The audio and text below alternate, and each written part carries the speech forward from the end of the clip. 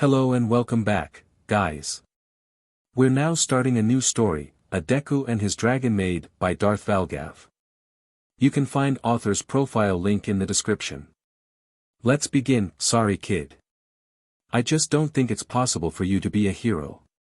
The words of All Might echoed through the mind of Izuku Midoriya as he walked with his head down, barely even noticing the sound of crumbling leaves or breaking twigs as he walked down the forest path. Night had fallen, the full moon above bathing the forest that surrounded him with its pale light. If he were to just raise his head a little, he could see the countless stars shining brightly above. But that seemed impossible now as he dragged himself forward with his back hunched by the weight of his hero's rejection as he continued to move with no real destination in mind. How long had he been walking now? Since that talk, his body seemed to move on its own with his mind in a haze. He could recall getting on a train and only getting off when they reached the last stop. The end of the line. Yeah, kind of felt fitting for him right at this moment. He had been dragging his feet with all his might, moving towards that dream of becoming a hero his entire life. But no one believed in him. Not the people he once thought of as friends. Not his mother who had just wept and apologized. Not even his hero thought there was a chance. It's not wrong to have dreams, repeated the words of All Might when he had walked away, leaving Izuku just standing there with his head down on the roof of a random building. Just make sure they're realistic. Yeah. I guess I knew all along, said Izuku, his voice breaking slightly as he spoke into what seemed like the empty forest around him. I really am pathetic. All I've been doing my entire life is fooling myself into thinking. Izuku's words trailed off as he found himself unable to even finish the sentence, his throat becoming dry. Glancing over to his side, Izuku saw a sign warning him of dangerous animals living in this area. The fear that should have gripped his heart forcing his feet to turn around never came. No, he oddly felt calm as he continued his walk. After all, what was the point? It wasn't like there was a new dream for him to pursue. Despite what All Might had said, Izuku doubted he could ever be a police officer, a paramedic, or a firefighter. They would take one look at his quirkless status before coming to the same conclusion as the heroes. That there wasn't any point in even letting him try as they would see him as a liability. Not to mention that statistically, a quirkless person was more than 80% more likely to be denied a job compared to someone who did. Even when said quirkless person was more qualified. Quirks were everything. It was just how society worked. They really didn't have any need for someone like him. Then, another memory flashed through the teen's mind from that day. One that had been on Izuku's mind the entire train ride. If you want a quirk so badly, take a swan dive off the school roof and hope that you'll be born with one in the next life, Kaken had said, with no one around to say he had gone too far. Like they agreed with him. An animalistic growl up ahead could be heard, clearly from something big. Despite that, Izuku continued forward. Maybe this would be it. If he got attacked by this or any wild animal, then at least he would be sparing others the horror of seeing his dead body. That as well as providing some food to some hungry animals, so he would at least be helping them. The only thing that Bakugo's suggestion had over this was that it would be a quick death. Besides, it wasn't like there was anyone waiting for him back home anymore. After several long minutes, Izuku bumped into something. Finally lifting his head, his dulled eyes sprang back to life as he beheld something that warped everything he knew. On the ground before him was a dragon. Massively it towered over him, its jaws slightly open to show that it could easily eat him with a single bite. Looking up at its green scales, the boy taking a step back, Izuku wondered if this was a hero or a villain. But as far as he knew, the only dragon-like hero out there that could become a dragon was Ryukyu. And she didn't look like this at all. Human. Out of what hole did thou crawl? Upon hearing that voice, a trembling Izuku looked up to see that the creature's yellow eyes with red slits were now glaring at him. He could see it, the same loathing contempt that was always present in Bakugo's eyes. That he was nothing more than an annoying bug to this creature. Depart, insolent human. Otherwise, I shall eat you. As if to punctuate this statement, the the dragon sent out a blast of air from its maw so powerful that Izuku was flung onto his back. Several times he rolled in the dirt and leaves until he came to rest on his stomach. The teen winced in pain, looking up to see if the dragon would rise to make good on its promise. Or to see if flames were filling its mouth, ready to cook its meal first. Instead, it just seemed to lay there for a moment before turning its head to look over at the blade in its side. Alas, I am going to die. Ha! How tragic is it that the last being I met is a pathetic human. As the dragon spoke, its eyes began to close slightly while lowering its head to the ground. At the same time, something about the resignation in the creature's tone sparked something in the green-haired teen. Before he even knew what he was doing, the young man had rushed over to the dragon's side and was now climbing the dragon's scaly body. "What are you doing?" roared the dragon as it felt Izuku climbing its body, its eyes becoming round, white circles. "Cease climbing me at once." "I'm going to pull that out," grunted Izuku. The teen almost slipped as he spoke. Thankfully he managed to catch himself at the last moment before gravity could return him to the forest floor. The dragon watched him nearing the large blade, its jaw opened slightly. "You fool," it cried out. "Don't even try. If a mortal were to touch God's sword, then their mind will be torn." Izuku, however, ignored the dragon's words as his red shoes pressed against the green scales, pushing him upwards. By the time he had reached the top of the dragon's back, he could feel himself panting heavily. He could feel sweat gathering on his back between his shoulder blades and moving down. So much that it caked the dirt that had clung to it. Izuku also became aware of the number of cuts on his clothing, caused either from when he had been rolled backwards by the dragon's breath or from the sharpness of the scales. At least his hands weren't bleeding, though they were a little red. Still, regardless of his state, he had made it to the top. After wiping his sweaty brow with his sleeve, Izuku turned and began walking over to the blade. Now that he was closer, he could see that it was far taller than he was. Heck, it was bigger than All Might when he was all muscular. But he pushed that to the side while standing before it, reaching his hands out as far as he could just so that he could grip the sides. With a grunt he began to push upwards with all his might, clearly struggling with the attempt. His teeth gritted tightly, even more sweat pouring down his face and back as he called upon every bit of strength he could muster and then some. "Why?" asked the dragon in disbelief. "Would you not obtain a greater prize by claiming my hide? Why risk your soul and mind?" Izuku grunted a bit as he continued to push the blade out. As he did, he could hear the voices he had known his entire life. He could hear Kaken back when they were children, laughing at him before proceeding to beat him up for trying to stand up to him. He recalled the voices of the teachers back in preschool. The voices of the parents. He remembered how Bakugo had lashed out at him earlier today, sending the poor boy out of his seat and screaming at him to not even bother trying to take the entrance exam. All while the class laughed at him and their homeroom teacher did nothing. Then came All Might's words once more telling him to be realistic. Izuku heard all of these things in his mind one after the other, putting him down and telling him to just give up. But Izuku's arms never loosened their hold on the blade as it began to budge. Rather he continued with all his might. "Because, you look like you need help," Izuku managed to say through gritted teeth. It was then that the sword finally exited the dragon's body as it flew up and into the air. At the same time, Izuku fell backward with a smile on his face, watching as the blade dissolved into stardust before hitting the ground with a thud. "I give you my thanks, human," said the dragon, its voice already sounding stronger. "Without your assistance, I would have died. Though you are still weak and inferior." Slowly, Izuku got into a sitting position with his head downcast. "Yeah, I get that a lot," Izuku replied. Suddenly, the dragon began to glow red so brightly that it caused Izuku to raise his head. The light was so bright that he had to raise an arm to shield his eyes. Like this, he could see that the dragon's form was no longer visible. Then the light began to shrink, compressing until it took on a more human shape. When it ended and the only glow came from the moon above their heads, a more human figure landed on the ground, causing Izuku to let out a cry as he quickly covered his eyes. "You're a girl," screamed Izuku. "Yes, I am female," said the dragon plainly as she stood there.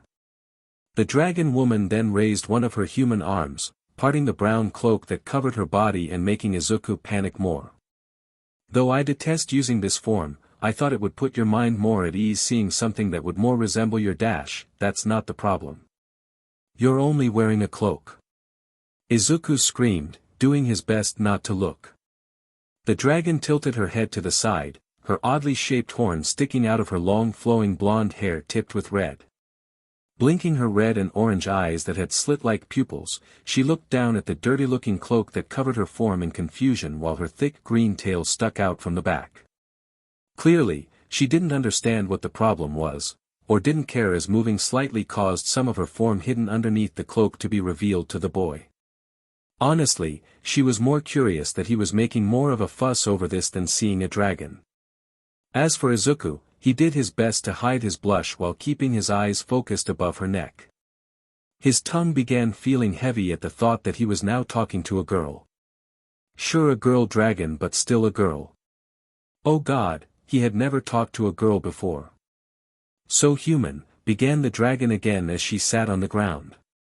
"Why are you up here in these mountains and not with the rest of your filthy kind?" "Ah, why do you want to know?" asked Izuku, his blushing face slowly becoming more controlled. "I suppose I'm just curious and have nothing better to do to pass the time," replied the dragon girl with a simple shrug. Figuring that was the best answer he could get at the moment, Izuku began his story. How he had always wanted to be a hero, saving people with a smile on his face like his hero. However, when his doctor told him he didn't have a quirk, the world began telling him it was impossible. Starting with his mother. From there, he was seen as worthless. That's what the kids around his area used to call him, useless, and adults dismissed him just as easily. All of this leading up to today when the hero he admired more than anyone else said the same thing. To just give up. After that, I kind of just wandered here without really thinking about it. I just don't fit in anywhere, finished Izuku, a few tears forming in his eyes. You too. That caught the teen's attention. Looking at the dragon girl in surprise, he now saw that she was looking up at the sky with clear sadness in her eyes. A sadness so deep that it almost made him cry for reasons he didn't understand. I don't fit in anywhere either, admitted the dragon. I don't even have a place to go back to. Hearing that caused something to stir within Izuku. He tried to fight it, tried his best to hold it down. But the more he saw of the girl's mournful expression, the stronger that feeling became. So, nervously, he spoke. Would you like to stay with me? If you want, asked the boy. The girl's head snapped to look at him. Her eyes, which had been dull up until this point and looking down at him with disdain, suddenly changed. They widened as she stared at him before lighting up, tears forming. Then, as the moonlight began to shine more brightly upon her, the dragon smiled so warmly. Yes. I'd love to. Tears were leaking out of Izuku's eyes now as a wave of happiness struck him. Tonight, he had done it. He had saved someone in trouble and had brought a smile to her face. He did that all without a quirk. Maybe there was hope for him yet. Great. And don't worry about paying rent or anything, Izuku continued, waving his arms around as he spoke. But if you want to help out, you can do some stuff around the apartment. Like a housekeeper or a maid. Just so you don't feel like why you're taking advantage of me. A maid. That caused the dragon to take on a look as if she were remembering something before her eyes began to shine once more. The next morning, Izuku awoke with a start upon hearing a loud knock on the front door of the apartment, causing him to roll out of bed.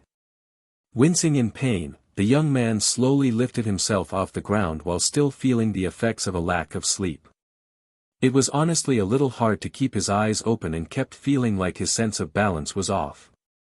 But despite this, he was still able to read the numbers on his all-might alarm clock telling him that he still had about an hour or so before he would need to head out for school. Hearing the knocking continue, Izuku slowly dragged his feet out of his bedroom and towards the front door.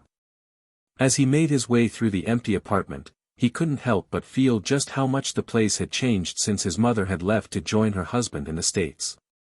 Where there had once been a warmth that was present whenever he came home, the place now felt cold and lifeless even when he was here. It was now just a place where he went to hide from the rest of the world when it all became too much. The only one who ever seemed to check up on him was Mrs. Bakugo, which, given the amount of knocking, was probably her. At the very least, he kept it clean. With a yawn, he recalled the strange dream he had the night before. About finding a dragon in the forest and helping it out of a jam. A nice dream, but now he was back in reality. Soon he would have to go back to school and figure out how he was going to move on from his dream of being a hero. Opening the door, he was greeted by a sight that made his heart stop. It wasn't Mrs. Bakugo. Instead, Izuku saw the very recognizable head of the dragon he had thought had been but a dream was looking right at him. Her head filled his vision as she stared at him. A bright red flash of light later and she was in her human form, now dressed in more proper clothing. A maid-style outfit now adorning her body.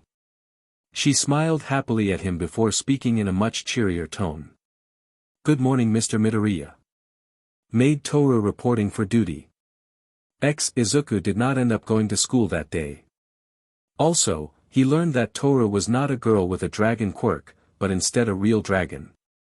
It was kind of hard to ignore when the now super cheerful girl began demonstrating so many unusual abilities and behaviors that no single quick could explain. "All right, Mr. Midoriya," Toru had said as soon as she was allowed inside the apartment. "How can your wonderful, amazingly perfect maid assist you first? Would you like me to help you undress?" As she said this last part, Izuku felt a shiver run down his spine as she liked her lips. That, as well as giving him a look that no girl on earth had ever given him before. And no," Izuku said as he glanced down at what he wore to bed, a green short-sleeved shirt and All Might-themed boxers. How about you, clean up the living room?" "Yeah. Can you do that while I get changed?" "Oh, Mr. Midoriya, I'm good at cleaning," said Toru confidently as she placed a hand over her chest. "Just watch and this room will be cleaned before you even set foot in your bedroom." Then, before Izuku's eyes, the girl opened her mouth to show that her normal, human teeth had been replaced with fangs that seemed too large for her body. But that was only the beginning as an orb of fire formed in her mouth.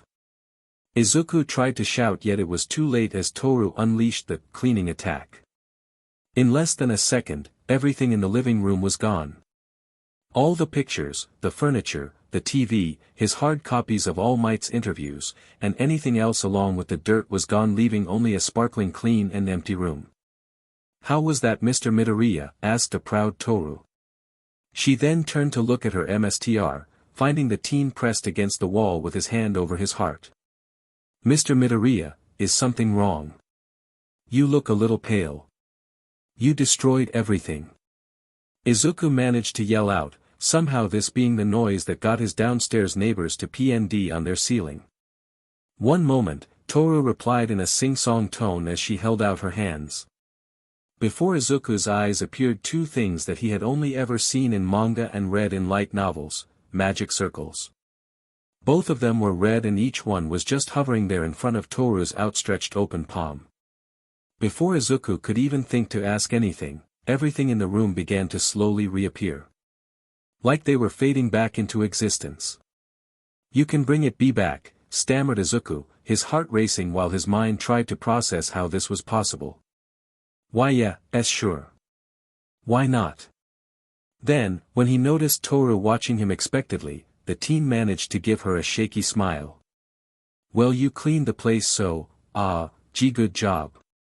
"Oh, Mr. Midoriya," cried Toru, stunning the young teen as she placed her hands on her blushing cheeks. "Since you, got that done real quick, how about you?" Izuku words trailed off as he tried his best to think of what to ask the dragon woman next. He needed something that would take her longer than a second to do so he could get dressed and get his thoughts in order due to all this craziness. Then, as he felt his stomach rumbling, he got an idea. "Breakfast. How about you make us breakfast?" "Leave it to me," replied Toru, giving Izuku a salute. After showing Toru to the kitchen, Izuku raced towards his room, doing his best not to slam the door behind him in the process. Quickly changing into one of his joke t-shirt, shirts and jeans, he had begun doing his best to process what he knew about quirks. Everyone got one quirk and, while some of them looked like they had multiple quirks, they were always part of the same quirk. Gang Orca was a prime example. The pro-hero not just looked like a mix of a human and an orca whale, but had all the powers of the killer whale as well. Things like being able to swim really fast, dive deep underwater, and use sonar all seemed like separate abilities, but they were all part of a singular quirk. With Toru, he could believe that she had a quirk that let her become a dragon and gain all of its fabled abilities. It would make sense that she could transform into one, fly, and even breathe fire.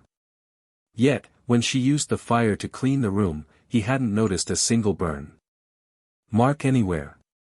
It was like the flames were able to pick and choose what was incinerated.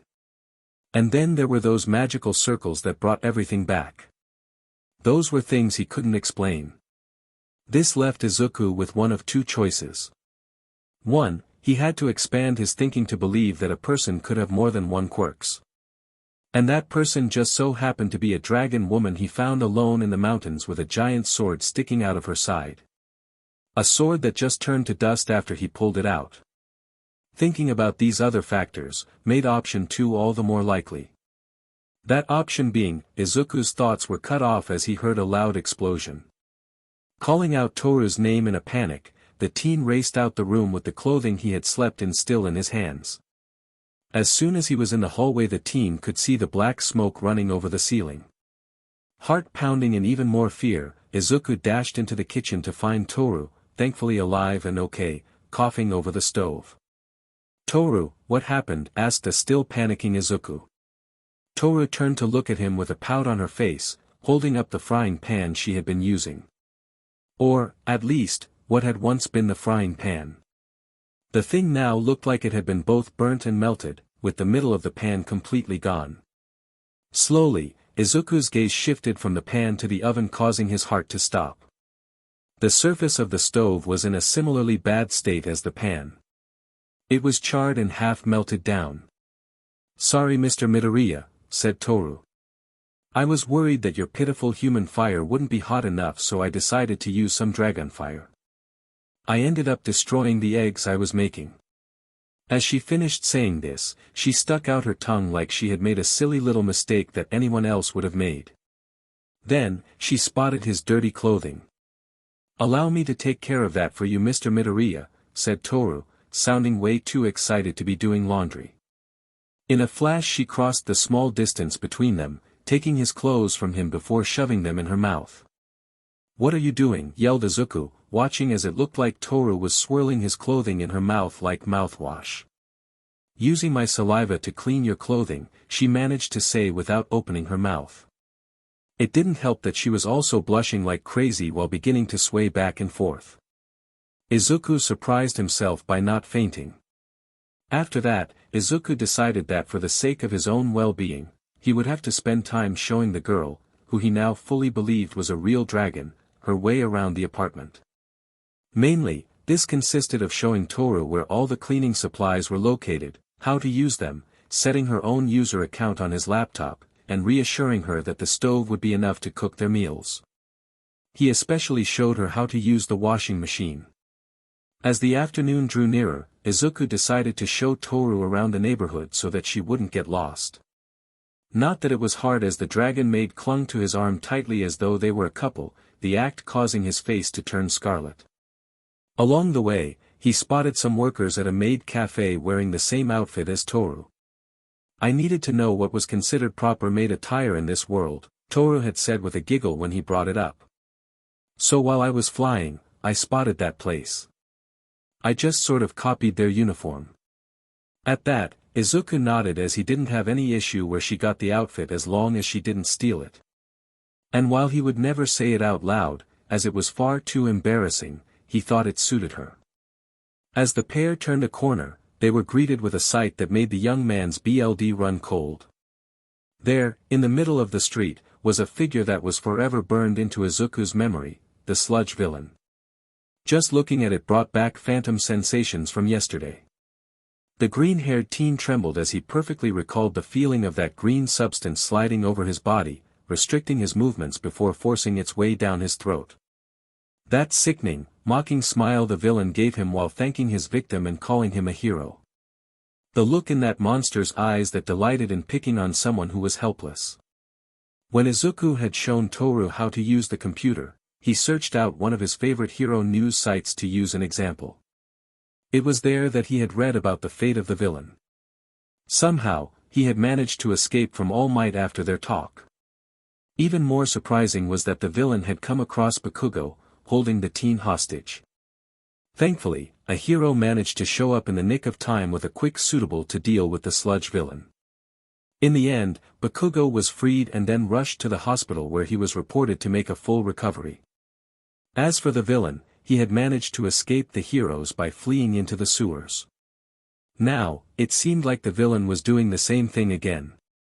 As people ran past the pair, Izuku could only stare at the sight before him. There, within the hold of the sludge villain, was the man Izuku had met the prior morning during Lady's debut. The man with the weird antennae on his head that had called him a fanboy. He was now suspended in slime, nothing more than hostage as the villain broke every ATM and vending machine he saw. A few police were on the scene, doing what they could to keep others at bay while trying to contact the hero. No doubt this was very recent. "Excuse me, Mr. Midoriya," came Toru's calm yet slightly confused voice, breaking his attention from the disaster before him.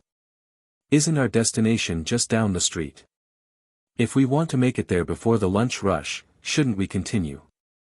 Izuku could only look at Toru at that moment, shocked by what he was hearing. But, what he saw was simple confusion, as though she didn't understand the significance of what she was seeing.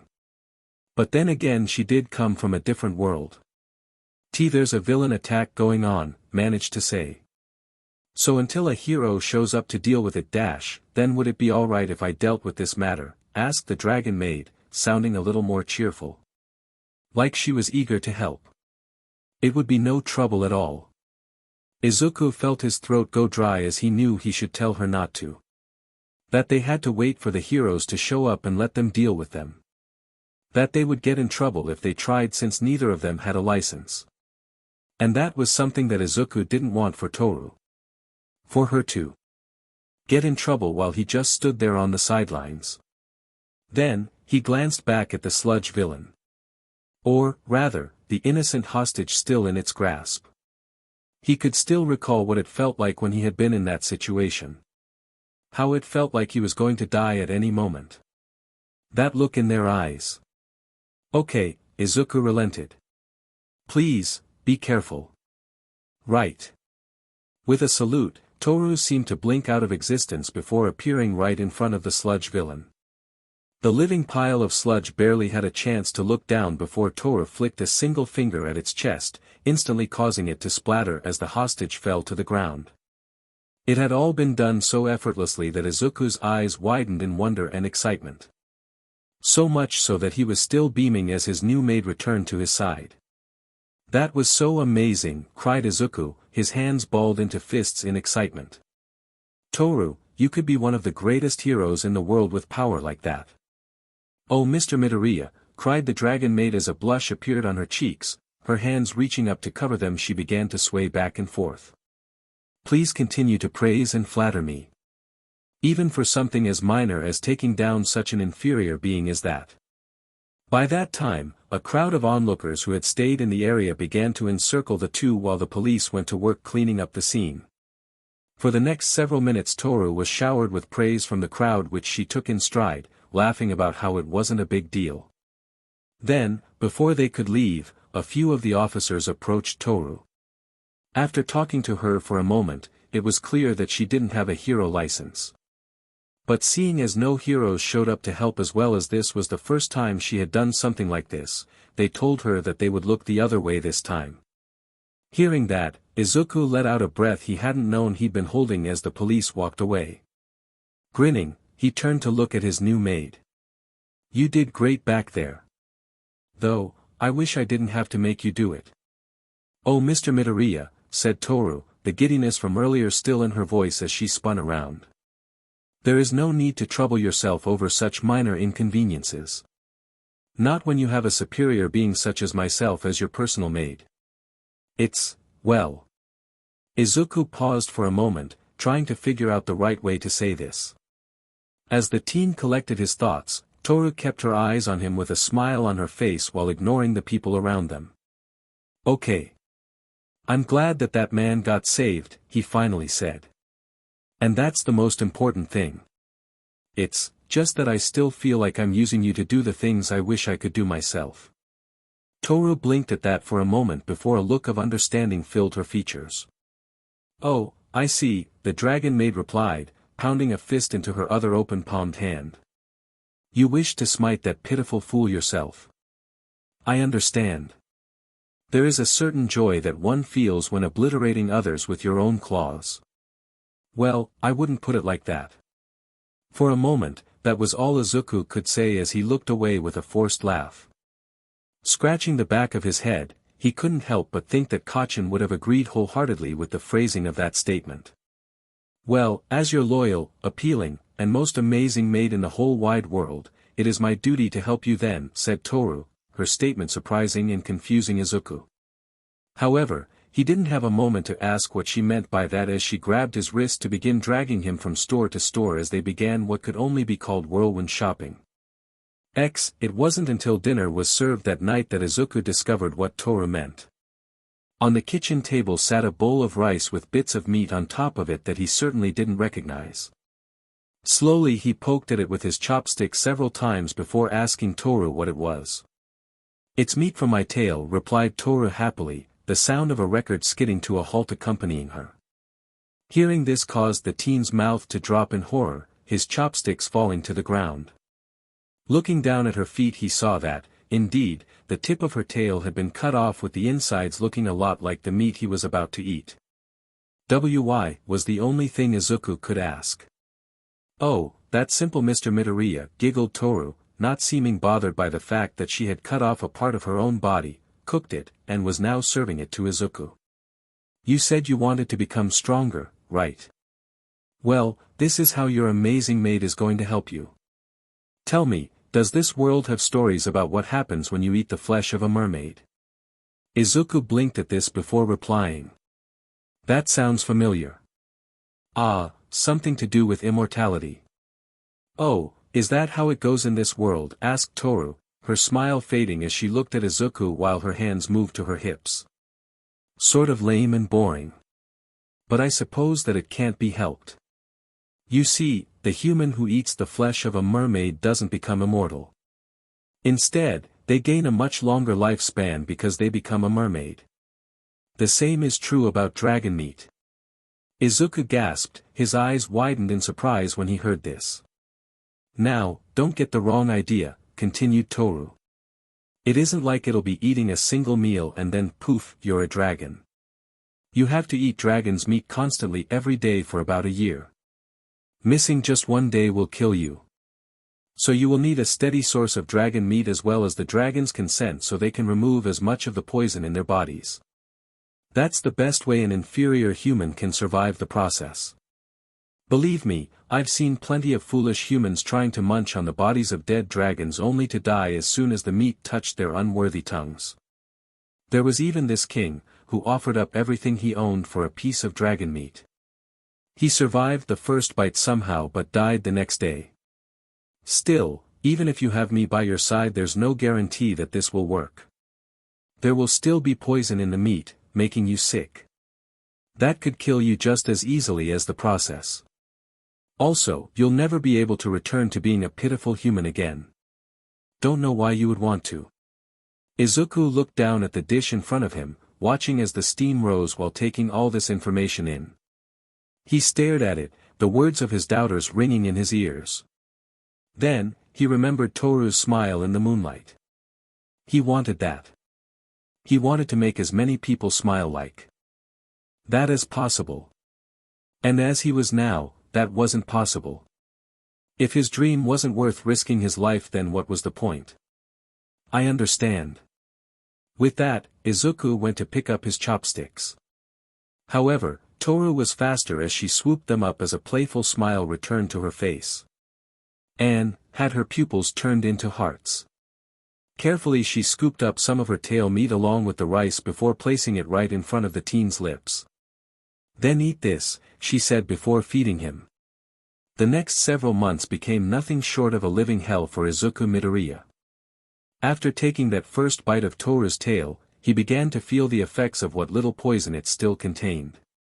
His body began breaking out into a cold sweat, his insides burning, stomach turning, a pounding in his head like rapid-fire machine guns going off, his throat going dry, the world spinning around him, and so much more. Yet the teen steeled himself before taking another bite. When he finally finished, Izuku nearly passed out as he fell to the floor with his clothing drenched in sweat. Things did not get any better as the night progressed. Laying on his bed, Izuku found it nearly impossible to fall asleep, spending the majority of the night tossing and turning on the bed. There would be moments when he felt like there was an inferno raging just underneath his skin forcing him to toss off his blankets. Then, in the next moment, his entire body would feel like he had been walking in a freezer for the last several days despite being covered in sweat. Pain would shoot through his gut, forcing the teen to arch his back while screaming in pain. Sometimes the pain would almost paralyze him, making it so that Izuku could barely move his arm to clutch his chest as he screamed to the heavens. When daylight finally peeked through his curtains, Izuku was in a sorry state as his hair was matted with sweat while his eyes looked with heavy bags underneath them. But despite this state, he felt glad that he didn't need to face it alone as Toru had been by his side the entire night. In fact, he knew within his heart that had she not been there he would not have survived this first night. Though tears swelled in the teen's eyes when Toru brought him some soup with her tail meat mixed in, the teen soldiered on and ate it. Needless to say, Izuku did not end up going to school that day.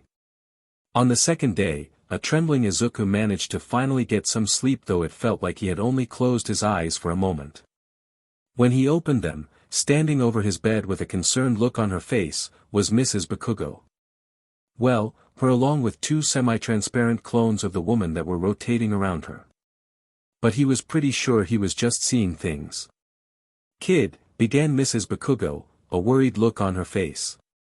"You look like SHT," to that, Midoriya just gave a small smile as he didn't have the heart to argue with her. Partly because he didn't think that she would believe him if he said it wasn't so bad when he was in the middle of a puddle of his own sweat. And partly because his throat hurt from so much screaming the night before. After that, Mrs. Bakugo walked out of his room without another word to him. Toru, on the other hand, she had a lot to say to. And he could hear everything that Mitsuki Bakugo said as Izuku felt like the entire building could hear her given how much she was shouting. The mother of his childhood friend Bully wanted to know who the hell she was, which was then quickly followed by demanding that Izuku be admitted to a hospital and see a professional. And given some of the curses that followed, he had assumed that Toru said no. Hearing that caused a few tears of happiness to roll down Izuku's face, knowing just how much the woman cared about him. Though you would have a hard time telling as they were mixed with his tears of pain, brought on due to the renewed pounding in his head caused by all the yelling. In the end, Mrs. Bakugo relented. Most likely satisfied that Izuku had someone looking after his well-being 24/7. Though she did say that she would be coming by to check on Izuku. And she demanded that Toru promise to call her if Izuku's condition worsened before taking him to a hospital. Needless to say, Izuku didn't go to school that day either. Nor did he go to school for the rest of the week. On Friday afternoon, Katsuki Bakugo could be seen making his way towards the Midoriya apartment with a rare subdued expression on his face. The teen walked with his head down, hands in his pockets while wearing his school uniform. Every once in a while he would glance to the side where a door was, checking the door number with an expression that seemed almost out of place on the bomber boy's face. He lacked his signature savage smirk brimming with confidence as well as his angry sneer. Instead, he looked thoughtful. With each step he took, the events of the week played in his head, starting with his capture by the slimy hands of that villain. Needless to say, that had been a major blow to his ego. Despite all the work he had done with his quirk, training with it and studying so that he could get into the very best hero school in the country, that nobody villain had managed to capture him within its disgusting body. Then, as if to make matters worse, when he had managed to regain consciousness, every explosion that he had unleashed trying to free himself had done nothing. Well, to the villain at least. The streets, cars, and maybe a hero or two were different stories. All he could do was just remain there, waiting for someone else to save him. He felt useless. Probably how Deku felt every day. That thought caused Bakugo's stomach to turn in on itself, nearly causing the ashen blonde to trip. He still remembered what he had said to Deku before all that SHT went down. How he told him that if he wanted a quirk so badly that he should jump off the roof and hope for a quirk in his next life. Afterwards, the two lackeys that hung around him said that he might have gone too far. Though he brushed it off at the time, even he knew they were right. Still, he reassured himself that there was no way a coward like Deku would ever go through with it. When he awoke at the hospital, he was surprised to see that Deku hadn't shown up. Nor did the nerd who had followed him around his whole life calling him by that childish nickname leave a card. And when he went to school, Deku wasn't there. None of the worthless extras there seemed to know what was going on with him. Deku was just gone. To be honest, that had made Katsuki worry. It was when he had gotten home that day that he sort of found out what was happening. According to his mom, Deku looked like he was at death's door. Though the rest of the conversation became lost on him as the two began a screaming match. He couldn't remember most of the details besides some of his more colorful insults, but he did make sure to call her stupid for not dragging his worthless butt to a med doctor. Then she hit him upside the head, yelling at her son to just shut his mouth and go visit Midoriya. After that, Katsuki just stormed into his room, where he then fell onto his bed to stare at the ceiling. For several long hours, he ignored the world around him as he became lost in his own thoughts. What were the odds that Deku would get that sick right after he had told the nerd to off himself? Was it like in those stories he had heard about where the person becomes sick because they lost the will to live? Eventually, Katsuki just let out a growl before turning over as he did his best to shut out the voices in his head. If there was one thing that Katsuki knew, Deku was the most stubborn pebble he had ever stomped on. No matter what he said, no matter how many times he said it or blasted that worthless stain across a room, Deku refused to take the hint. So what made that time so different? Like there was anything anyone could say or do that could break that endless enthusiasm. Right. Now, here he was, bringing Midoriya all the assignments he had missed. Thinking about how he had been saddled with this shitty job brought back some of the familiar rage that Bakugo was used to feeling. He could still recall how their homeroom teacher had lazily stood at his desk, asking for a volunteer to deliver all these papers to Deku. Doing it in the same tone that came when you were doing something you really didn't want to. The worthless extras in his class reacted in the same manner, no one caring at all for the nerd's plight while whining that they didn't want to waste their time delivering anything to him. Heck, there were rumors going around saying that the DMed nerd had some sort of disease that only affected the quirkless, and that if any of them approached him for too long then they would lose their quirk. But, in the end, the papers had to be delivered. And since Bakugo was one of the few people who knew where Midoriya lived, he had been volunteered for the shitty job. Finally, Bakugo arrived at his destination. Angrily he slammed his fist on the door several times before looking down into his bag. He shifted through his own books and folders, eventually finding the large stack of assignments for Deku just as the door opened. No doubt it was that nerd having crawled out of bed. "Here's your assignments, you DMed nerd," Bakugo half yelled, holding out the stack of papers without bothering to look at the person standing in the doorway. "And don't you dare go all sentimental on me, thinking I'm doing this because I like you or anything. The DMed teacher forced me to, since no one wanted to waste their time on your butt." When he felt someone taking the assignments, Bakugo finally decided to look up. It was then that his eyes widened, taking a few steps back as he beheld a woman with horns sticking out of her blonde hair and wearing a shitty cosplay Maid outfit. As she gave him a confused look, tilting her head to the side as she did so, 1,000 questions ran through Bakugo's mind. Who was this? Is she some sort of helper that liked to dress like this? Or did that shitty nerd have some weird tastes beyond heroes? Why hadn't the old hag told him about her? Wait, maybe she did and it was lost during all of the yelling. Then, the shitty maid said something that caused Bakugo's thoughts to come to a halt while, in the background of his mind, he could hear shattering glass. Are you what they call a tsundere? She asked. Because Mr. Midoriya is mine. And, with that, the girl closed the door right in Bakugo's face. As time went on, Izuku's presence at school was sporadic to put it lightly. Entire weeks would go by with the green-haired teen's seat being vacant. Then, out of the blue, he would appear in class still looking like death had its scythe to his neck before then becoming absent the following day. When he did show up, the green-haired teen was not met with any empathy from his classmates. Instead the mocking laughter returned, asking how he could ever be a hero when he could barely make it to class. Thankfully, his studies did not suffer too much as Izuku studied like never before, using it to distract from the constant pain he felt. And whenever Bakugo or one of his female classmates brought him a stack of assignments, Izuku poured every bit of his strength into completing them. The mockery from his class ended one day when one of the other guys in his class came to deliver Izuku's homework. This young man had never expected in a million years to see a maid like Toru opening the door with a cheerful smile.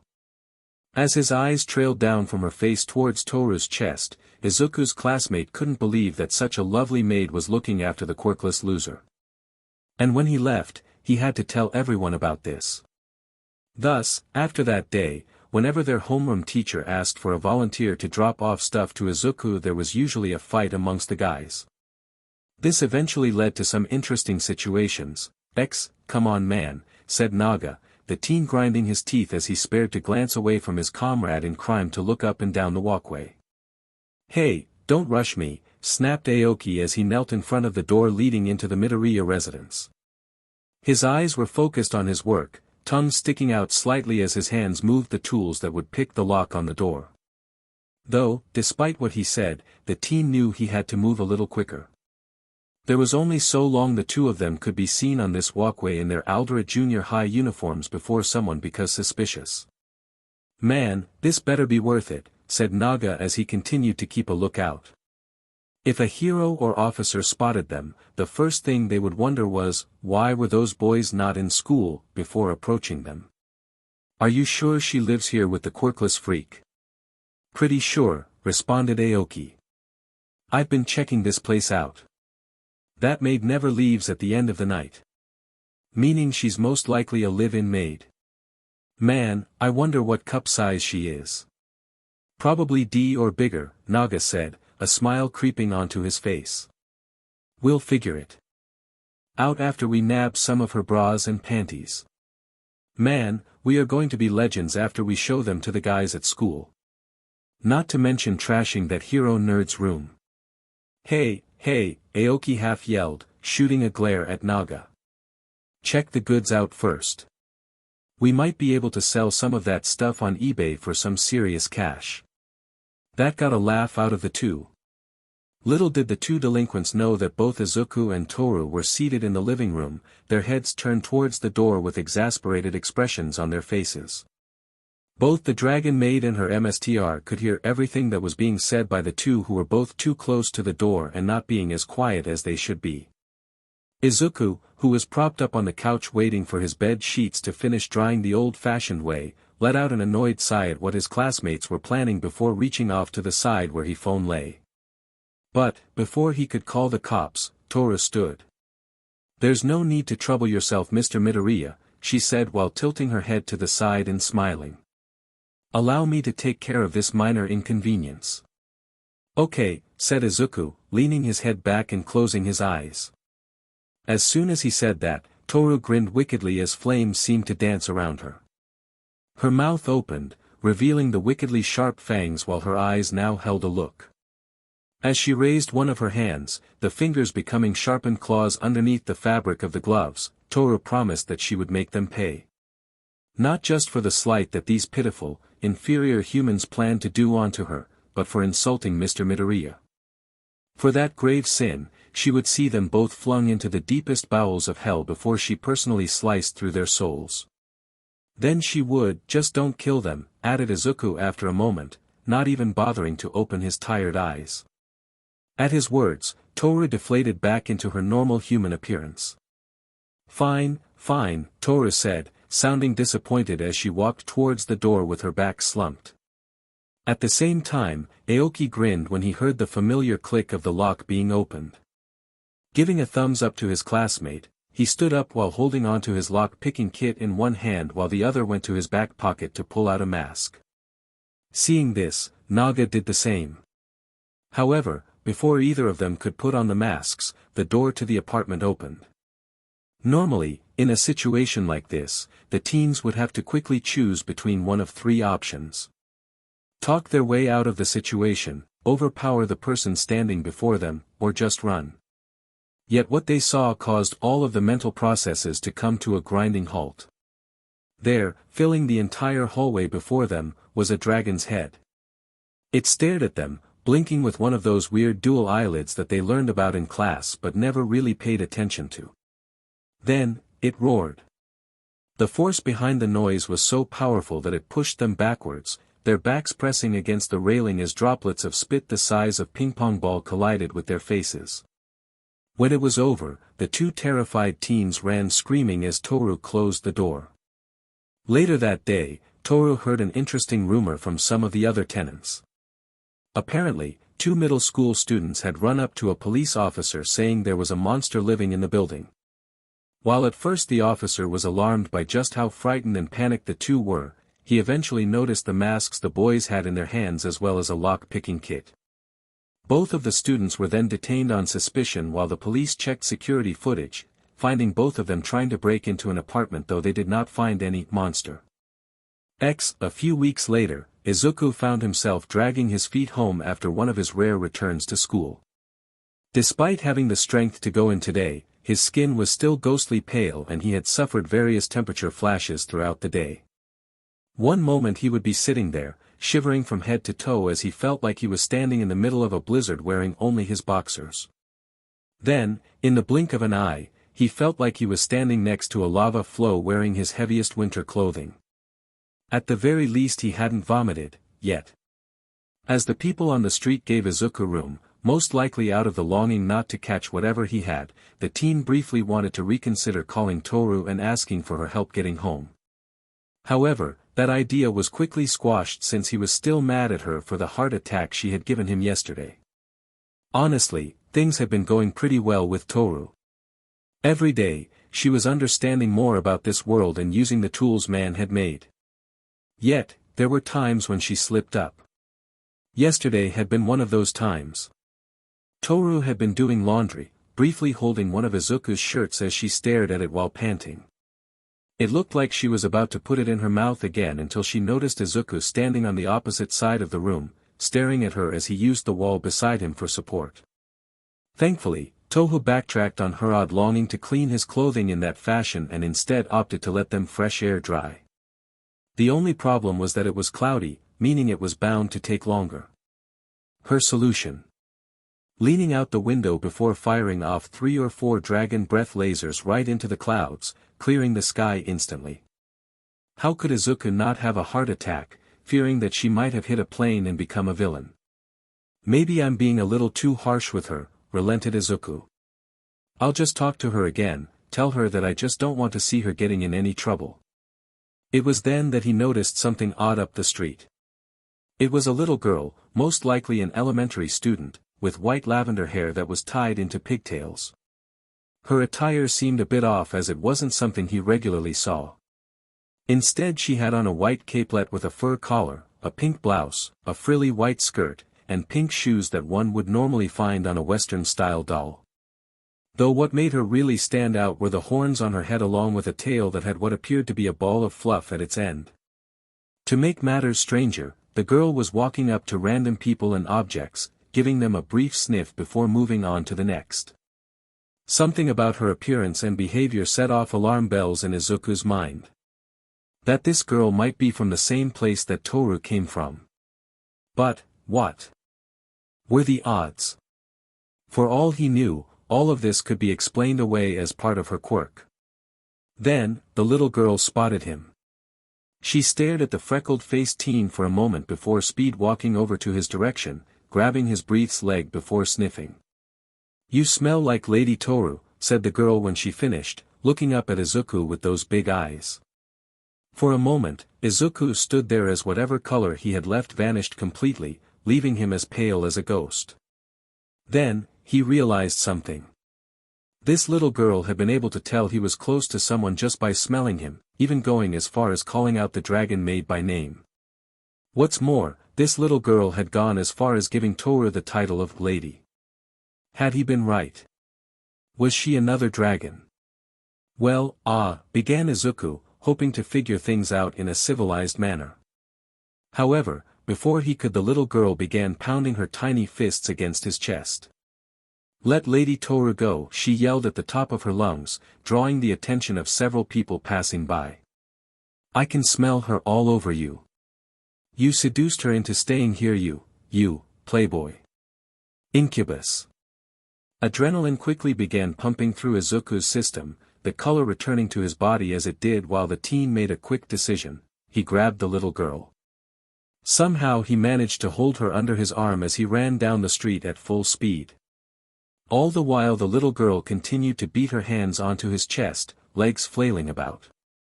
Oddly enough, the blows didn't feel all that powerful. In fact, he could barely feel them. That's odd, thought Izuku, his mind analyzing this as he ran. I've seen what Toru can do with just a flick of her finger. These blows, they should have broken my rib cage and turned my bones into powder.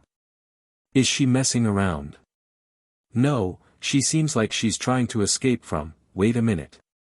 I just kidnapped her. Oh no, am I a villain?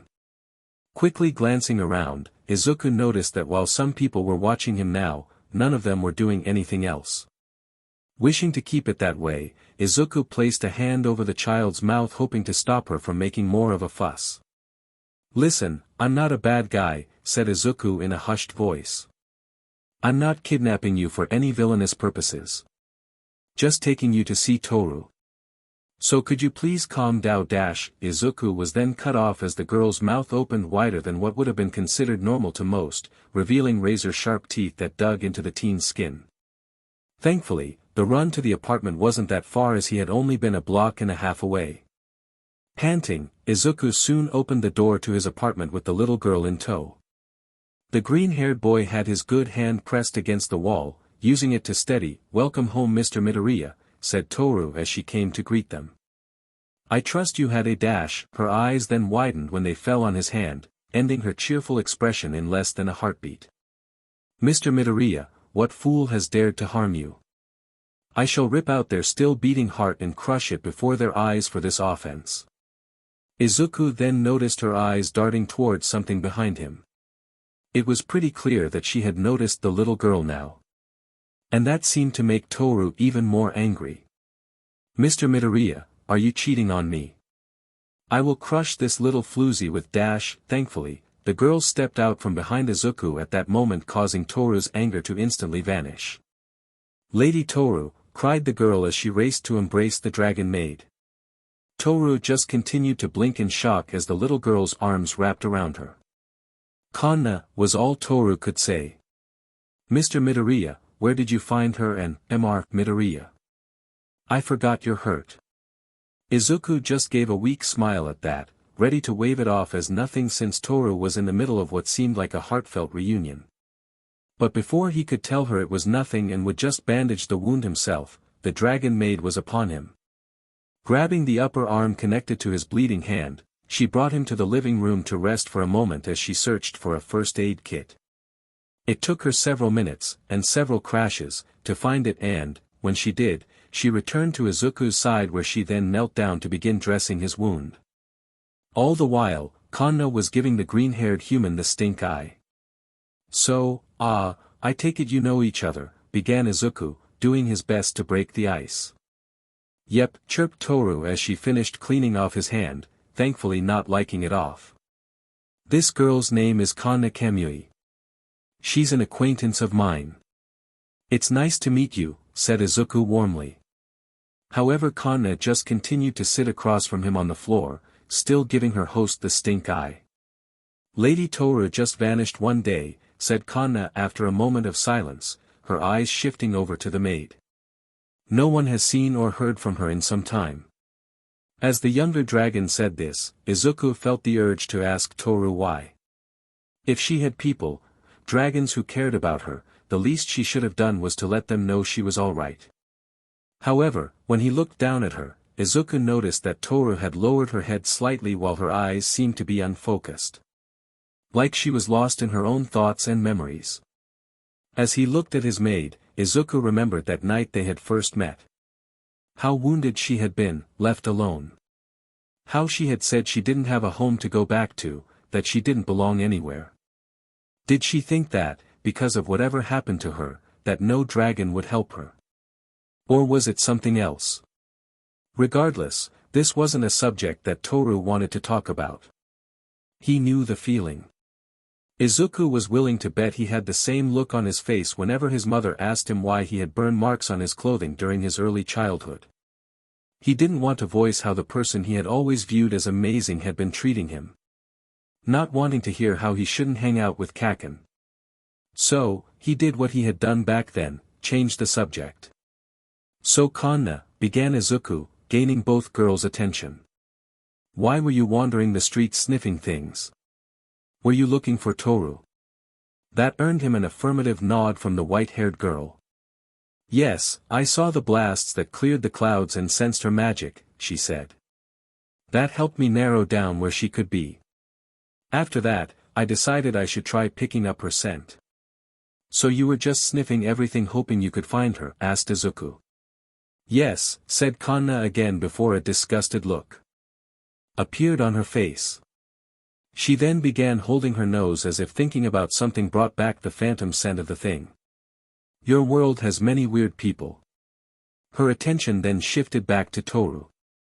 Lady Toru, why are you dressed like that? Please, come home with me. I need you. I can't, said Toru in a sad yet firm tone. Then, in the blink of an eye, her tone shifted into her normally energetic one as she gestured to Izuku. Because I have fallen head over heels for Mr. Midoriya and am helping him become a dragon. Toru, yelled Izuku, his face turning scarlet at the dragon's proclamation. I knew it, exclaimed Kanna, standing up. Izuku quickly turned to look at Toru, hoping that he could get her to say something to calm the situation down. However, the maid was off in her own little world. Her hands were on her cheeks, a giggle that might have been perverted escaping her mouth as drool leaked from the edges. He then looked back at the younger dragon girl, finding a purple aura of malice surrounding her. He could hear her mumbling something like, I knew it, and a few other choice words that really shouldn't come from anyone that looks that young. Then, a thought came to him. Is the reason you need Toru's help because you're weak? Asked Izuku with a finger raised. Kanna's shock at being called out like that was so powerful that everyone in the apartment could hear glass shattering. What gives you that idea, Mr. Midoriya? Asked Toru, who had calmed down, now shooting questioning looks between Izuku and Kanna. While Midoriya was still sitting there with his good hand on his chin looking thoughtful, Kanna looked to be sweating bullets as her face paled. Well, when I brought Kanna here, she was struggling to free herself, replied Izuku, earning a gasp from Toru. She was kicking up a storm and punching my chest the entire time. Yet they barely had any power in them.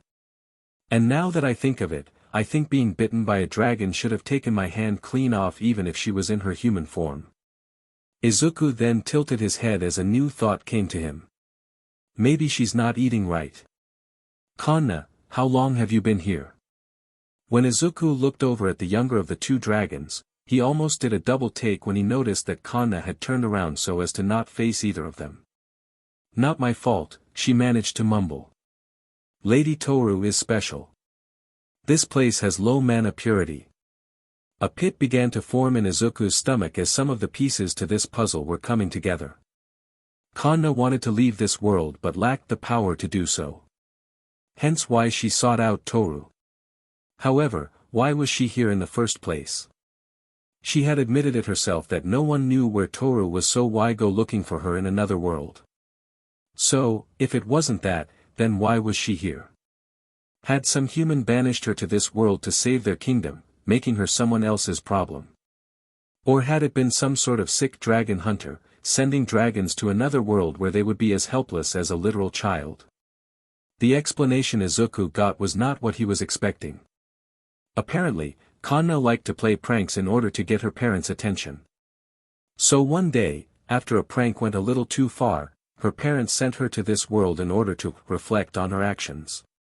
Much like how some parents will kick their children out of the house. Yet, there seemed to be no signs that her parents were watching her. Nor did she seem to have any means to contact them. "Could you take her back?" asked Izuku, as he continued to process what he had heard.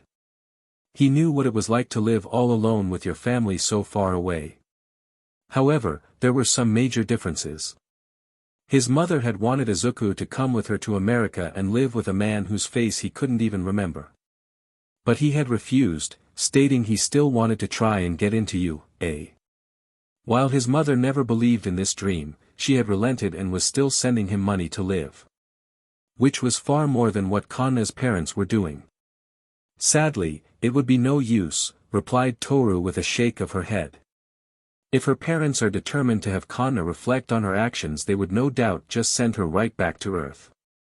So it would be pointless to even try. Nodding in understanding, Izuku turned to look at Kanna to see something that made his heart clench. The little dragon girl just sat there, crying as all hope left her eyes. In that instant, Izuku found himself back on that roof with the one hope he had walking away. "So, would you like to stay here?" he asked. There was no way Izuku would ever allow someone to go through what he had. To have your last hope crushed before being left on that metaphorical roof all alone. That was something that was far too painful for anyone to go through. Especially a young girl. In return, Kanna just stared at him dumbly, though some of the light in her eyes began to slowly return. "Why, you're trying to deceive me," she said. "This is some sort of trick." "Not at all," said Izuku with the shake of his head. "If you want, you can stay here with me and Toru for as long as you need to. No strings attached. Just, don't let people around here know you're a real dragon." Seeing the light returning to Kanna's eyes, he held out his hand while smiling warmly. The next thing Izuku knew, Kanna had moved past his outstretched hand before wrapping her arms around his body to begin crying into his breathed leg. "Just remember, Mr. Midoriya belongs to me," added Toru.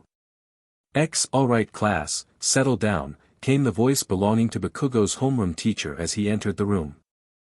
As the rest of the extras in class stopped making so much tmed noise, Bakugo remained as he was, leaning back on his seat, arms folded in back of his head. His eyes were closed, knowing that whatever the man was about to spew would be barely worth his time. The explosive teen knew his grades were top of his class, already knew all of the upcoming events, so whatever this man was about to say would be white noise for him. There was only one exception. No doubt he would be begging the class to drop off assignments to that shitty nerd Deku. "First off, as of today, Izuku Midoriya will no longer be with us," said the teacher, his voice sounding only mildly happy. No doubt glad to not have to pull teeth trying to get someone to deliver assignments to the quirkless student. As the majority of the class seemed to adopt an about-time attitude, Bakugo sat up straight in his seat. "What does that mean?" roared the teen, his eyes wide. "It means that Izuku Midoriya is no longer a student at this class," replied the teacher offhandedly. "That was all I was told." And with that, the man went on discussing other things. Not that Bakugo was paying any attention to that, as an almost alien emotion filled him. So alien that Bakugo didn't know what he was feeling as he glanced over at Deku's empty seat. The green-haired nerd had been the one constant in his life, like a shadow that no matter what he did he couldn't get rid of. Bakugo had always believed with his whole heart he would be glad for the day he would no longer have to deal with Deku. That when he went to UA, he would never see that mess of green hair or hear the name Kaken ever again. Well, until the shitty nerd found himself in trouble and Bakugo was the hero saving his worthless butt. But now that it had happened so suddenly. As Bakugo continued to stare at the desk, he couldn't help but wonder what had happened. Was it Deku's illness? Had it finally become so bad that he was taken to a hospital? Or had he been sent away to a specialist? Movement in his peripheral vision caught Bakugo's attention. Turning his head slightly, he noticed that he wasn't the only one looking at the desk. The two extras that followed him around, the ones who had been there when he had thrown Deku's notebook out the window, were looking at the desk as well. However, their faces seemed to have paled. They also seemed to look worried. It wasn't until their eyes met that Bakugo realized what they were thinking, causing the ashen blonde to turn and look away. No way, he thought to himself, grabbing a hold of his pencil before squeezing it. He wasn't worried or anything like that. Heck no. The pencil was just pissing him off. That's why he was squeezing it like he was trying to wring its non-existent neck. There's no way Deku would jump. Not after all this, unless they told him he was never going to get better. Or that whatever the F he has will put him 6 feet under. Meaning that. Bakugo's eyes then suddenly widened as he realized where this train of thought was going. Grinding his teeth, the angry teen increased the pressure on his pencil, causing it to snap in two. What the F am I thinking about? That shitty nerd has gotten bad news since he was 4. There's no way he would take his life now. His mom probably finally dragged his unconscious but with her to the States. With that, Bakugo took a deep breath as he slowly began to feel more like his old overconfident and angry self. Mostly because he had just destroyed his last pencil. However, despite that, Bakugo found himself walking over to the Midoriya apartment one last time after school to find it empty to his shock. At that same moment, Izuku Midoriya was walking out of his room within his new apartment, having just finished putting away the last of his All Might merchandise. Slowly he stepped into the combination of living dining kitchen, which honestly made the place feel more open. To his side was a sliding door that led out to a balcony, something his old apartment didn't have. During the day, it would allow for more sunlight to shine in. Well, that as well as allowing the girls living with him to exit that way via turning into dragons if the need ever arose. As Izuku moved to sit on the couch, next to Kanna with Toru humming happily in the kitchen, he was glad he had made the decision to move. While his old apartment held so many memories, both good and bad, it was feeling a bit cramped for the three of them to be living there. The kitchen, for example, had been fine back when it had just been Izuku and his mother sitting across from each other. It was the same when it was just him and Toru. But with Kanna now living with them, it just felt more cramped. Same with the living room. So, after a few days of recovering, Izuku and the two disguised dragons went to a real estate office to see if they could find something a bit bigger within their budget. And after several attempts, the trio settled on an apartment whose building had a community roof that the girls seemed to really enjoy. As Kanna turned on the television to watch an anime, a weird one about a tanuki trying to take pictures of a fox girl, Izuku watched along with her. Though his attention was a tad more focused on how well this was going to work out. Other than the community roof, both Toru and Kanna got a larger room for themselves to share. Speaking of Toru, she was delighted to discover that this location was closer to an outdoor shopping district that she really liked. As for Izuku, he will be finishing his middle school education at a new school. He only hoped that it would be pleasant. Izuku quickly discovered that his new middle school was much friendlier than what he was used to. It was a shocking experience to see so many people asking if he was okay when he brought up the fact that his health had been on the decline for most of the year. No one asked what was going on with him or about his quirk, Izuku theorizing that they were afraid that his quirk was the source of his health issues. As for Kanna, she decided to go to elementary school herself. There she quickly became friends with a girl named Satsuki Azui, the younger sister of his classmate Tsuyu. Because of this, Tsu was the one to always deliver Midoriya's schoolwork to him whenever he was feeling sick. That as well as allowing him to copy her notes as they sat at the kitchen table, the two younger children playing as they did so. This somewhat bothered Toru. "I will agree to allow you into our home as you are a classmate of my MSTR, began Toru in a sweet tone before her eyes narrowed. However, if you plan on stealing him from me, I shall boil you in oil and feast upon your soul. Okay. If that bothered the frog girl, she didn't show it. And so, Izuku continued to live with his new makeshift family. As time went by, the negative effects of Toru's tale began to lessen. He found himself in a lot less pain after consuming it, able to sleep without incident. What's more, the normally timid teen celebrated the fact that he was calling off from school far less. No longer was he missing a week of school here and there, but only a day or two a week. That soon turned into missing classes once or twice every other week. Then, eventually, the biggest day of Izuku's life arrived. The morning of the UA entrance exam, Toru was in the kitchen, frying up some bacon with chunks of her tail meat mixed in while a nice stack of pancakes was piled up on the counter. Near her, as the dragon maid worked, happily singing to herself as she did, Kanna sat at the table drinking her orange juice while her own breakfast plate lay before her half finished. "Lady Toru," said the younger dragon after she set out her glass. "Won't Izuku be late if he doesn't hurry up?" You're right," said Toru as she glanced over at the digital clock. Turning around, the dragon maid brought her hands up to her mouth before yelling out, "Mr. Midoriya, you better hurry or you'll be late for the exam." A loud crash could then be heard coming Izuku's room. At first, the maid paid it no mind, humming to herself as she listened to the various thuds and muffled muttering coming from her MSTR's room over the sizzling of the skillet. Honestly, there was a part of her that hoped that he would be running late so that she could offer to let him ride her to school. But a sudden loud crack caused Toru to jump where she stood in a panic. Quickly turning around, Toru saw what had happened. It seemed that, due to his hurry, Izuku had tried to open the door while forgetting to turn the knob. This was something that had happened before, mainly whenever there was live footage of the blonde-haired human who hurt her MSTR appeared on the news. Now it had happened again. Only, this time, Mr. Midoriya didn't slam his head into the door or anything like that. No, the door had been torn off its hinges with the green-haired teen still holding it up by the knob like it was nothing.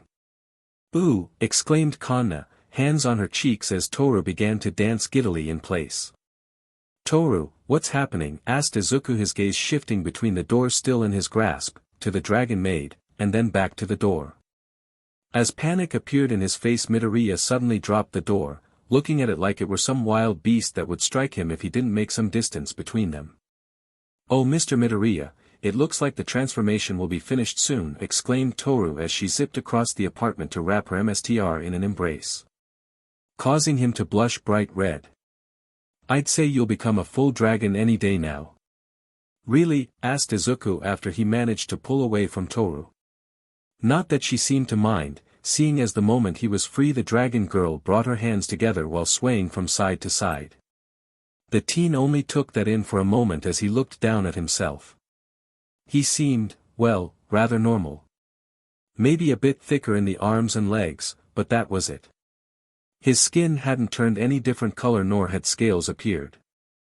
There were no additional limbs like a tail, and he hadn't noticed his shirt getting caught on any horns. Heck, he hadn't even breathed fire last night when Toru had made him extra spicy chili with dragon tail meat mixed in. "Doesn't seem like it," he eventually as he finally lowered his arms. "Shouldn't there have been more changes before this? Like getting stronger gradually or my body changing over time?" "Nope," replied Toru in a giddy tone. "All the changes start once the process is near completion and you're no longer going to die. First, your body starts getting stronger, building as time goes by until the body undergoes a sudden magical transformation where you leave behind your former pitiful self for the superior form of the dragon you." "I've never seen it, but it's supposed to be wicked," added Kanna simply from the kitchen. "But until then, I suggest that you be careful," advised Toru as she dragged Izuku over to the kitchen table. Once he was seated, the blonde dragon girl continued to talk as she served him his meal. "Your strength will be in a constant state of flux as it continues to grow stronger. Simple things like opening doors will constantly take a bit more concentration. Well, unless you wanted to destroy those poorly constructed objects. Seriously, whoever thought to make them out of such flimsy material? With that, Izuku went to eat his meal while a still gushing Toru went to fix the door using her magic. Despite eating his meal at a rapid pace, practically shoveling the food into his mouth, Tsu arrived before he could finish. Thankfully, Toru was still in such a good mood that she politely asked the frog girl to wait just a moment without any threats or outright hostility towards another girl entering the domain. If Tsu was alarmed by this, she didn't show it as she simply stood there while letting out small rib bits as she waited for her friend. Once he was finished, Izuku gave a quick goodbye to both dragons before heading out the door. "Have you put on more muscle since yesterday?" asked Tsu before the door closed. "Oh my, such an impressive variety of applicants this year," said Nizu, the chimera-like creature who ran you, as its principal, as the practical part of the entrance exam was gearing up to begin. As Nizu took a long sip of his tea, he, along with several other staff members, sat in a dark room lit only by the many monitors within. Several of the larger screens covered the wall before them, showing the mass of students as they stood in front of the various training areas where the exams were to take place. "I hardly know which screen deserves my full focus. Wouldn't you, All Might? Is everything okay?" Lowering the teacup from his mouth, Nizu glanced over at the slender figure of the number one hero. Said man's gaze was focused downward. At the armrest of each seat was a smaller monitor that allowed the person sitting there the option to focus on a particular student should they catch a hero's attention. Now, normally there wouldn't be anything odd about this. However, it was unusual for a teacher to do this before the exam had even begun. Even more unusual was the deep frown on the symbol of peace's face as he stared at one student in particular. But upon hearing the principal's voice, the man seemed to snap out of it. "Sorry about that, Nizu," All Might said awkwardly. "I was surprised to see someone taking the exam." Curious, Nizu quickly pulled up the same image. Now on his own personal screen was a green-haired young man with diamond-shaped freckles on his face. He seemed a little plain to the unidentifiable mammal, even as he stretched his limbs. With only a few taps on his screen, Nizu brought up the examinee's profile. "And what has this Mr. Midoriya done to earn such a frown from you?" asked Nizu as he began to skim the file rapidly. "Surely he doesn't have a criminal record, or else he would have been barred from taking the exam." The slender man didn't answer right away, taking in a deep breath before speaking. He asked if a quirkless person like himself could ever be a hero. Naturally, I told him no. Given how he reacted, I had assumed that he had taken my words to heart and had given up on this foolish longing of his. But it seems I was wrong. Nizu made a small noise as he picked up his cup, keeping one eye on All Might as he sipped his tea. Oh, how time and injuries change a person. There was once a time when this man would have focused more on the spirit of the young man, praising him for trying even when the chips were down. But now, with his powers waning from the injury All for One gave him, he had become far more jaded. It was a sad sight to see. Especially to those who knew of the great hero's origin. "Well, there is nothing in the rules saying that he can't at least try," replied Nizu diplomatically. All Might just shook his head, his long blonde locks waving as he did. It was a mistake to change the rules to allow the quirkless a chance at entering the hero course. It only gives them false hope. When this exam is over, I'll be sure to scold him for endangering himself. Nizu was thankful that his teacup hid his frown. Over in the testing areas, Izuku was stretching his limbs while doing his best to keep calm the way he knew best, examining quirks. There were just so many around him, with some of the students even having specialized equipment to help them. His fingers itched, wishing that he had his notebook to take notes and make sketches. That is until he noticed a familiar face glancing disapprovingly in his direction. Izuku slightly wilted under the gaze of the tall, blue-haired, bespectacled teen. It was less than an hour ago that their very brief interaction had occurred. Izuku had been sitting in the massive auditorium next to Tsu, listening to present Mike as the hero gave them the lowdown on how the practical would play out. Simply put, there were 3 different types of robots spread out over a cityscape that the school provided. Students would gain points based on the type of robot they destroyed. It was during this time that the blue-haired teen had a question, his voice already sounding irritated. An irritation that only seemed to grow after he had been allowed to speak, pointing out on the documents that they had all been given that there are 4 types of robots listed and demanded if this was a mistake. Then, before Present Mike could answer, the teen had spun to the side to point out Midoriya as he had apparently been muttering under his breath during the entire explanation. Has it really been that bad? Izuku had whispered to Tsu, leaning close in the hopes that nobody could hear. Not really, Ribbit, Tsu whispered back. Maybe he's just nervous. Back in the present, Izuku noticed the blue-haired teen marching over to him with a frown on his face. Yet before he could take more than a few steps, the massive gates suddenly opened to the surprise of all the students there. For several seconds, they all stood there in stunned silence as they were unsure of what to do. Hey, hey, hey, came the loud voice of Present Mike. Looking up at where the voice was coming from, the students saw the blonde-haired man standing on top of the gates with a savage smile on his face. Why are all you little listeners wasting time? There are no countdowns in real life. The exam has already started. As soon as he heard that, Izuku took off running along with the rest of the examinees. Yet it felt odd to him that, while he was keeping pace with them, it felt to him like a light jog. Like he could go faster. Much faster. At the same time, Izuku felt his skin beginning to itch like crazy, but he managed to ignore it for now. It took a few more seconds before spotting the first group of robots, several of the 2-pointers surrounding a 3-pointer. All of them faced the onrush of student hopefuls, ready to attack once they were close enough. Desiring to see what he could do after 10 months of eating Toru's tail, Izuku decided to increase his speed to its max. When he did, his senses must have kicked in because he did not see the world around him as anything like a blur. Rather he perceived everything as if it were nearly standing still. Before he knew it, he was in front of one of the 2-pointers with his fist pulled back. Then he struck as time seemed to resume around him. The effect of his punch was beyond anything he had expected. Not only had the robot been destroyed, but the winds he generated also blew away the other robots. Even the heavy 3-pointer was lifted off the ground as it was flung into a wall. Izuku stood there, his arm outstretched as wisps of smoke rose off his knuckles. Around him, the other students' jaws nearly dropped. And who could blame them? This seemingly ordinary, plain-looking boy had just destroyed a whole group of robots like he was the second coming of All Might. As for Izuku, he just stood there with his eyes wide as he continued to process what he had just done. Then, panic began to set in as he surveyed all the damage he had just caused. He had all this strength but didn't know how to control it. That was bad, really bad. If he tried punching another robot like that with other students around, he might end up hurting them by accident.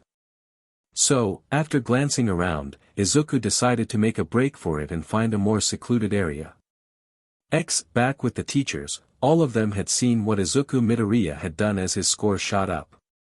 Several of them were standing in amazement, their eyes glued to the screen. That level of strength is mighty impressive for such youngin', said Snipe with a loud hoot. I'd say that kid there might even give All Might a run for his money someday. It is impressive, added Midnight as she leaned back in her seat, a thoughtful expression replacing her normally stuck expression. Though I wonder why he's running around like that. That's when a figure in black saved the white scarf around his neck, pushed himself off the wall he had been leaning against to get a little closer to the screens. As he spoke, it's pretty obvious that he doesn't have full control over his strength, said Aizawa in a tired tone, his eyes never once leaving the image before him of the green-haired teen. If you were looking at his face, you could see that he was surprised by the amount of devastation a single punch could do. Not surprising given the irrational stances on quirk usage. However, he's not letting that stop him. At that moment, the screen showed a robot coming after Midoriya. The boy looked at it, bringing a fist up ready to destroy it only to then run in the opposite direction. Seeing this brought a smile to Aizawa's face. See that there, continued the underground pro as he gestured to what else was on the screen. He didn't punch that robot because he spotted people close by. People who would have been swept up in the windstorm a single punch would make. That or would have been showered in chunks of metal. It was a rational decision on the boy's part. Nizu nodded, having spotted the same young men and women who would have been in the path of destruction created by Midoriya had he attacked. An act that, had he carried through, would have cost him the exam.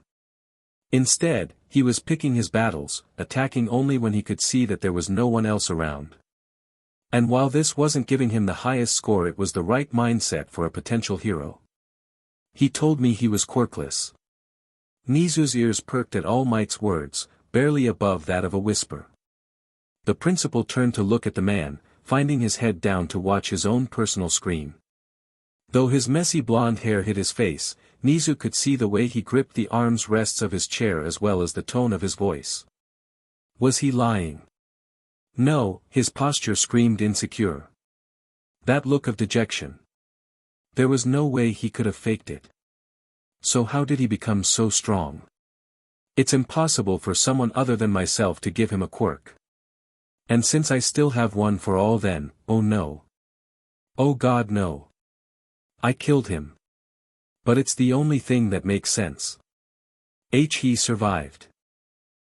Meanwhile, back in the exam area, Izuku continued to make his way through the false city in search of more robots. However, this was easier said than done as, while he had found plenty of faux villains to destroy, the other examinees had been too close. At one point he found a cross-section of the street where dozens of hopefuls were just trashing the robots while calling out their scores. Thus he had been forced to run around the area like a chicken with its head cut off. Hoping to find the center of the city empty, Izuku began heading in that direction when a sudden rumbling caused him to skid to a halt. The ground then shook violently as a machine referred to as a zero-pointer rose from the ground. A machine they had been told was worth no points, meant more as an obstacle that should be avoided at all costs. For a moment, Izuku saw his big chance. Everyone was running away from the robot. He could take full advantage of this to search for more 1, 2, and 3-point robots within the city while everyone headed to its edges. Grinning happily, he began to turn until a cry for help caught his ear. It didn't take the teen long to find its source. There, lying on the ground, was a brown-haired girl with rosy cheeks. She clawed and scraped at the ground, looking over her shoulder at both her legs which were pinned to the ground by a mountain of rubble as well as the looming figure of the zero-pointer. Anger began to bubble in Izuku's chest and heart as he watched the others flee, some even looking back at the girl only to continue to run. No one was trying to help her. No one was willing to save her. Feeling his canines beginning to grow in his mouth, Izuku let out a howl of rage before taking off. The world around him turned bright red for a moment before the color shifted to green, a glow that he later realized emanated from his own body as it began to shift. The teen's body began to grow rapidly, clothing ripping to shreds in the process while his skin turned both scaly and green. Nails transformed, becoming thick black claws that dug into the street below him as easily as wet clay. When it was over and the light faded, a massive green Western-style dragon stood in his place. His large, bat-like wings were easily as massive as Kanna's and around his head was something like a lion's mane of the same color. But Izuku paid no heed to his new form as he flew right into the zero-pointer. Its metal arms tried to grab Izuku, pry him off, and toss him away. But Izuku's claws dug into its metal shell like it was wet cardboard, his fangs biting into the robot's neck as they both fell backward. The dragon teen bit down hard with all his might, the metal neck snapping in an instant. As the zero-pointer lay there, Izuku stood upon its lifeless corpse as though it were his hoard. Wings extended, Midoriya let out a cry that sounded like that of a Tyrannosaurus Rex from the old prequel Jurassic Park movies. Everyone around paused to watch the sight before them. Then, the exam was called and Izuku's green-slitted eyes became nothing more than white circular voids. His body began to shake and tremble for several long seconds until finally, he looked down at the crowd. Can't seem to turn back, he asked in a booming yet panicked tone. Can someone please help me find my phone? I need to call for help. Everyone there felt their eyes twitch. It took a couple of minutes as the brown-haired girl, along with a few others who were healed after Recovery Girl arrived at the scene, searched for the missing phone. In the end, it was the teen with the engines coming out of his legs that found it. Almost sheepishly, the teen asked Izuku who to call. "Go to home in my contact list," said Izuku, relief in his voice that a guy had found his phone. If there was one thing that he had learned by this point was that Toru would jump to some pretty insane conclusions whenever he was found around someone of the opposite section. A woman named Toru should answer it. At that, the teen nodded. After unlocking the phone, a password that Izuku would be changing after he turned back to normal, the blue-haired teen almost instantly found the number he was looking for. And, after just 2 rings, it was answered. "Hello. Midoriya residence," came a cheerful and friendly voice. "Hello. My name is Tenya Ida. I may be a little forward in asking this, but is your name Toru?" asked the now-named Ida. "It is," came Toru's reply.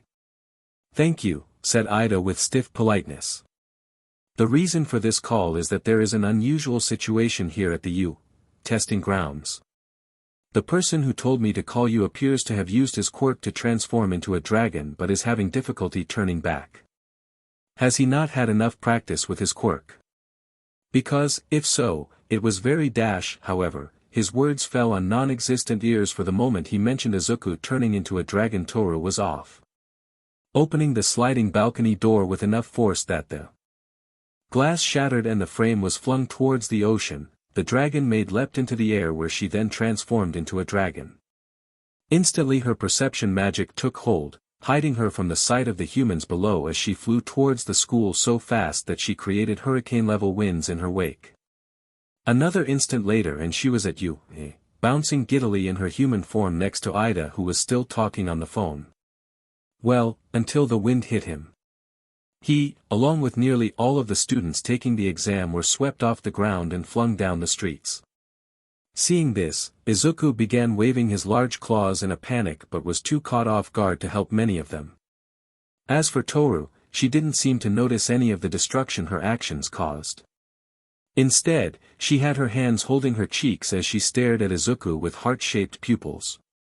"Oh my," giggled Toru, almost dancing with joy as she approached the dragon teen. "I knew you would make a handsome dragon. It would be just a shame to turn you back to looking like an inferior human." "Toru," hissed Izuku, his eyes darting over to the rest of the examinees. While most of them were struggling to get off the ground, a few even embedded in the wall like old Saturday morning cartoon characters, there were a few who had managed to stand. Albeit on very shaky legs. "Fine," sighed Toru, a look of annoyance appearing on her features as she raised a gloved hand. "Just let me cast this spell and you'll look like your old self." With that, Toru snapped her fingers causing a light to envelope Izuku once more. When it faded, he looked just like he had when he had left that morning. For the next couple of weeks, Izuku practiced magic with Toru and Kanna as he waited for the test results to come in. The main thing he wanted to get down was the spell allowing him to turn from human to dragon and vice versa. And within a couple of days, he managed to get the hang of it, mostly. He was having a bit of trouble hiding his new wings and his eyes still had the slit-like pupils. But other than that, he was handling things well. He also learned something else. "Mr. Midoriya, I hate to tell you this but even though you are now a dragon you only have the strength of a newborn," Toru had told him one day after he had been feeling very confident in his progress. "Even Kanna is stronger than you." This naturally floored Izuku, his brain crashing as he tried to process this new information. During the exam, he felt like a demigod just based on what a swing of his arms could do. But to find out that he was considered weak among dragons. That even Kanna was stronger than him.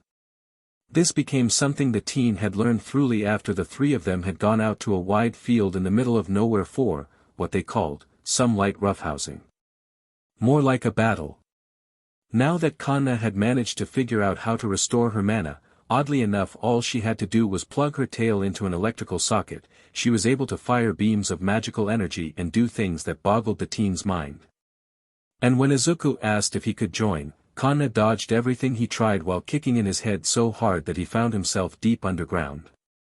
Yeah, he still had a long way to go. Then, one day, a knock came at their door. "Coming," came Toru's voice as she left the kitchen. Izuku looked up from the kitchen table, Kanna sitting across from him doing her homework while he helped, to watch as his maid moved quickly across the apartment towards the door. "Hello there. How may I help you?" asked Toru after opening the door. "Oh my. Is this the Midoriya residence?" Izuku blinked at the high-pitched, unfamiliar voice. It didn't belong to any of the neighbors he knew as he had met them all. To the right of their apartment lived a kind woman who was always happy to share with them some of the extra food she made.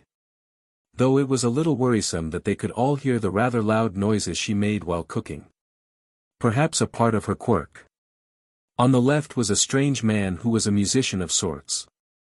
Both he and Toru had visited this man, finding that his idea of music seemed to be screaming into a microphone while screaming his head off with his tongue hanging out the entire time. But other than that, the man was chill. He even mentioned that his cousin, a girl by the name of Kyukajiro. Directly above them lived an old man whose quirk allowed him to turn his fingernails into small blades. With it he made a living carving wooden statues and selling them online. As for their last neighbor, she was a tall woman whose quirk gave her fox-like features as well as being a bit taller than normal. She was perhaps the shyest out of all Izuku's neighbors as well as the most timid. "Yes, this is," came Toru's voice, breaking Izuku out of his thoughts. "If you are here to see Mr. Midoriya, then please come inside. I'll make us some snacks. Would you like some tea as well?" "Tea would be lovely," said that high-pitched voice again. A moment later, a rather odd-looking animal in a suit entered the apartment followed closely by a man in a trench coat.